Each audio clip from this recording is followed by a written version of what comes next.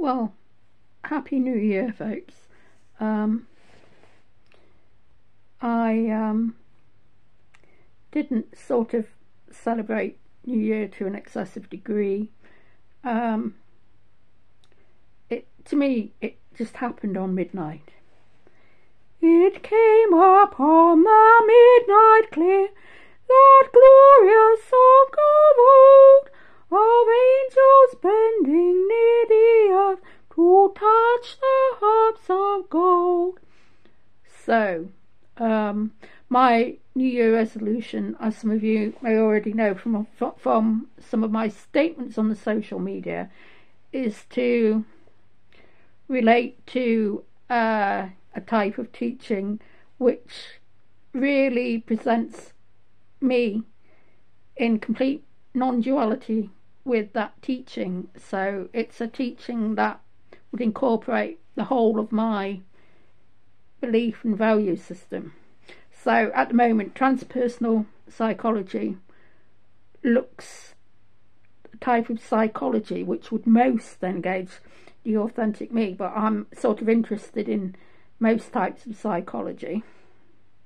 And I was studying the theory behind the psychology, and that theory is towards treating the individual as such and sort of not imposing your power over them, as some sort of old school psychiatrists have in the past. And we all know about that, don't we? But I'm not knocking them completely, because without pioneers such as Sigmund Freud, who is mentioned as the father of all psychology, without these formative psychologists and formative research methods, there wouldn't be any psychology. So there wouldn't be a sort of modern Western way of treating the human condition. I know the ancient Greeks had it well in advance, but then that's an obsolete culture, isn't it? So as we're not living in ancient Greece, we need to bring the idea of studying the human mind and ways to make people happier in an unhappy world. We need to sort of bring that up to date and engage in it. And I like all types of psychology. They fascinate me, but perhaps transpersonal psychology is the one that would convey my ideal way of teaching and my authentic character, because it's all about individuation, which was a term first coined by Carl Jung, who, as well as Freud, had a great interest in the dream world, as people that know me well must realise I have, and it comes from a place of synchronicity and channeling. I don't think it's something just from the power of being me, but the fact is that in a world that disempowers people, I find, without trying to say that everyone would want to be a transpersonal psychologist or even be that interested in it if it's not for them, but for me, one of my prime goals in life and purposes from as soon as I had sort of developmental cognition, so it comes from a very young age, and even though my vocabulary was nowhere near as advanced in early childhood, I had that spirit within me, and I think that's what transpersonal psychology wants to suggest, really. The idea that we're all born on this earth equal. Even the lowliest forms of animal have a type of consciousness, so there's a non-duality involved in transpersonal psychology. And I think if we respected each other as individuals, rather than thinking we're above people, because or sort of wanting to be ruthlessly ambitious and not relate to others, transpersonal psychology is a way in which the psychologist can put himself on an equal footing with other people and learn at the same time. Because life's terribly boring if you just go through life never learning what is your purpose in life. But you have to actually engage with people sometimes less fortunate than yourself and help them if you're a moral person. And that's why I have my own business card as a compassionate mentor. But I feel that sort of going further with the qualifications, but reaching out to people,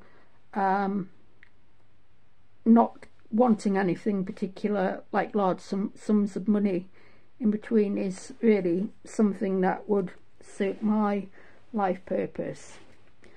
So that's what it is, as well as sort of expanding on my knowledge of psychology and of astrology, and maybe combining that with something like transpersonal psychology in a unique way so that I can innovate. That would be an idea, but that would be more about my lifelong learning, and that would be more a kind of a way of teaching people rather than helping them. So I think my aim in life is to do both, because I've already done some other things. I've already done a lot of research, and I find it easy to remember information anyway, so that wouldn't be a challenge for me. So maybe helping others through a pertinent discipline such as the transpersonal would be it would be more of a challenge, and it would be more in keeping with the idea of progression and personal development in life, rather than becoming static. And by static, I mean stuck on your own level and not going up a level. And going up a level in life was all about the famous psychologist Abraham Maslow, hence the Maslowian pyramid. But he, being a humanist, was also wanting people to engage in their emotions and their authentic selves, rather than creating a mask and not engaging their compassionate side and hardening. And this is what causes so much hate in the world, when people don't treat people as individuals and they dehumanize them. It's just going to ultimately end in destruction, isn't it? Unless we get a grip and progress on our ways of treating people in the ways of education, through the ways of education, addressing their health needs in a compassionate rather than a systemic way. That's how we're going to progress. Because basically the era of technology is a new world, isn't it? And the order of life has changed, because it's all mechanized. Well, it's more than mechanized. It's all technical. The mechanization has progressed from industrial to extreme, fast, rapid technology, where we can communicate to any person we want to across the world in no time. But that's just one area of life. We have to progress into the future in all capacities, but we have progressed. I mean, in the Middle Ages, even though there's always been highly capable people around, it was common behaviour to sort of, well, put people in the stocks and humiliate them, degrade them, take their lives in front of other people. That only happens in third world countries nowadays. So we've obviously progressed many levels since then in the most advanced countries, and we need to keep going along that spectrum, and eventually we will reach a state of as near utopia as we can get, which is respecting the individual. If not, we're just going to go the way of the dinos, basically. So, with that message, I'd like to sort of speak of my immediate thoughts in regard to me for a change, because it's difficult with Libra, because you're talking about astrology. I'm all about reaching out to other people and socialising and communicating, and it makes it worse with my moon sign being in Pisces, because that's quite a passive sign, and they want to please the other and be kind. And I think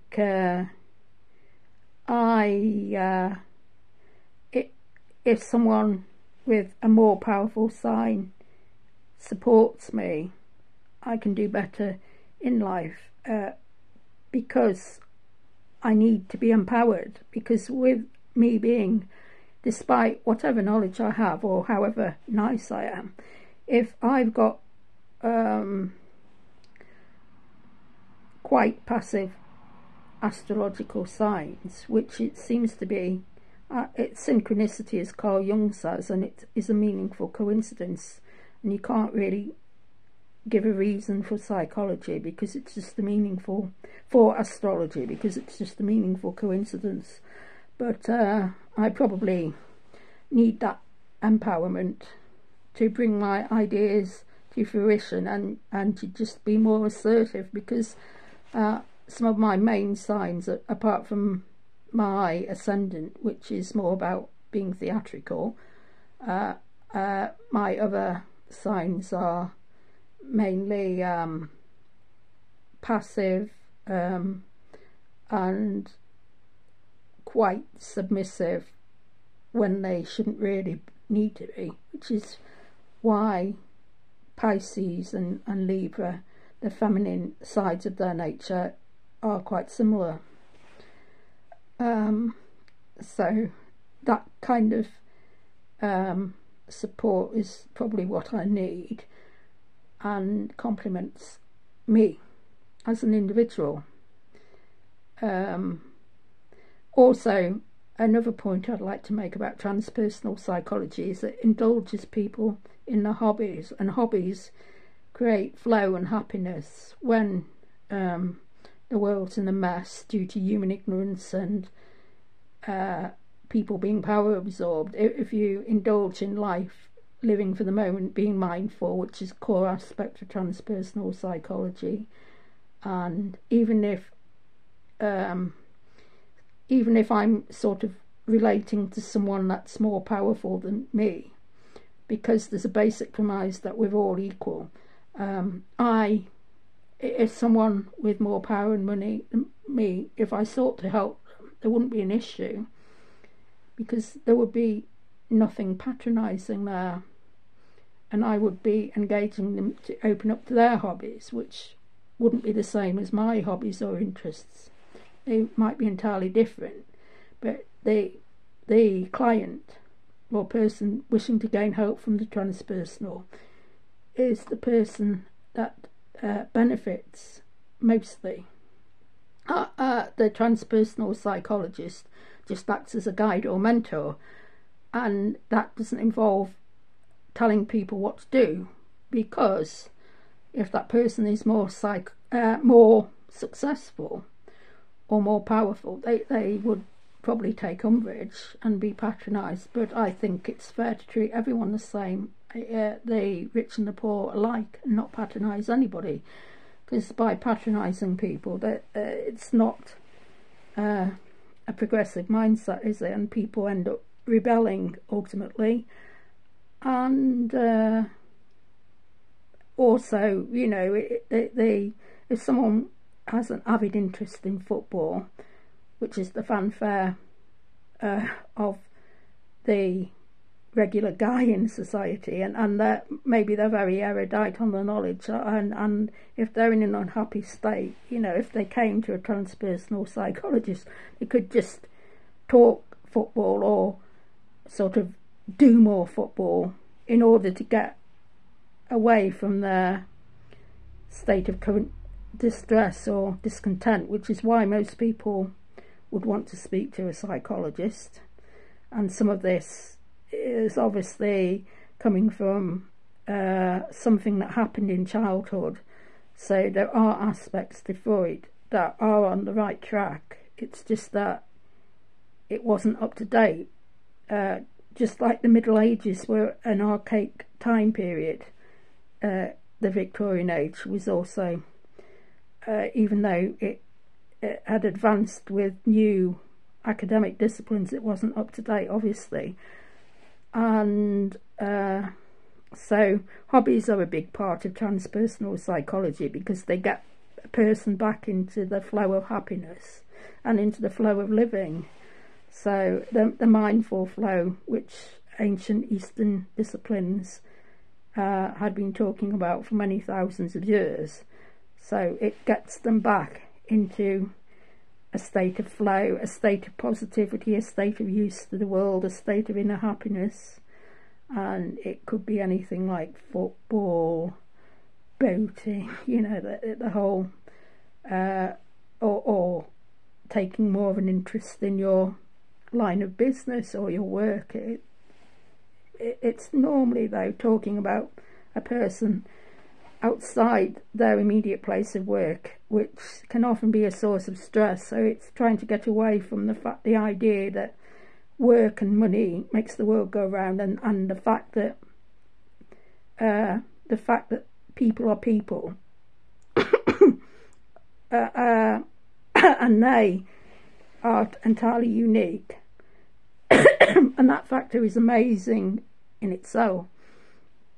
So transpersonal psychology would create more of you, and you are amazing, you are wonderful, and that's what people fail to recognise. That's why they go around being resentful and hateful and taking out on other people, because they don't have a sense of their own specialness. And if they did, and they looked to the spiritual in their nature and the spiritual within and without, to sort of semi-quote George Harrison, that you know, they'd be content and satisfied. So that's really what I'm getting at. We need to create contentment and a need to realise how wonderful we are, how much a part of the natural world we are and nature, and not rely on man-made conceptions of how to be happy, because money is man-made, and without money someone is going to be at a loss. But then if they don't have anything else about them, and they don't have that inner spirit, they're not going to make any money, because they're just going to be flat. They're going to be one-dimensional and not a well-rounded human being if they don't have other interests and insight and self-awareness and awareness of other people in relation to themselves. And this is something that is a conditioned response from their parental upbringing, and probably going back further in time to societal norms in a old-fashioned state of affairs anyway. And work doesn't help you if you overwork without realising your own needs as a person. If you're over-perfectionist, if you don't appreciate yourself rather than the need to create yourself. We all need to create ourselves positively, but that doesn't mean we should overwork in it so that we can create the self. We don't need to. We are what we are. So just the fact of being is enough. So what transpersonal psychology tends to say is that we are enough. You are enough. But by all means, indulge in your hobbies. If your hobbies bring you finance, then that's great. That's the message. So transpersonal psychology is about getting people back into the flow of life, and it is relevant to all types of people, from the richest to the poor, because we all end up the same way. So we've all got to enjoy life, live for the moment, and live in the flow of life, and then everything comes together holistically, and we become wholer, and we become more capable. We get more things done, and we enjoy what we do more. On New Year's Day, I normally have figgy pudding, which is Christmas pudding. But it wouldn't be Christmas pudding if it was on New Year's Day, would it? But that's basically what Christmas pud is. It's figgy pudding. I didn't have it on New Year's Day today, but I'm not really that bothered, because there's more to life than figgy pudding. Now bring us some figgy pudding, now bring us some figgy pudding, now bring us some figgy pudding, and bring some out here. Good tidings we bring to you and your king. Now bring us some figgy pudding for a happy new year. So remember, we've got to get in touch with our ambitious side and our compassionate side, and bring all parts of us together, because if we get trodden on by other people in life, we're going to be resentful. So our shadow side is not going to it's going to grow. So we need to express our needs and wants, as Maslow suggested in his pyramid of basic needs. We start at the basic. Some people are fighting for survival at the lower end, and then we have to move ourselves up from there into a purposeful, meaningful and evolved state. And the most highly evolved state of people look to society to help them fulfill their needs and purpose, as well as their own purpose. So we need to sort of not repress, but this is probably advice that I'm talking about to counsel myself, really. So we need to walk on the wild side. Hey babe, take a walk on the wild side. Alright, okay. Have a good new year, folks.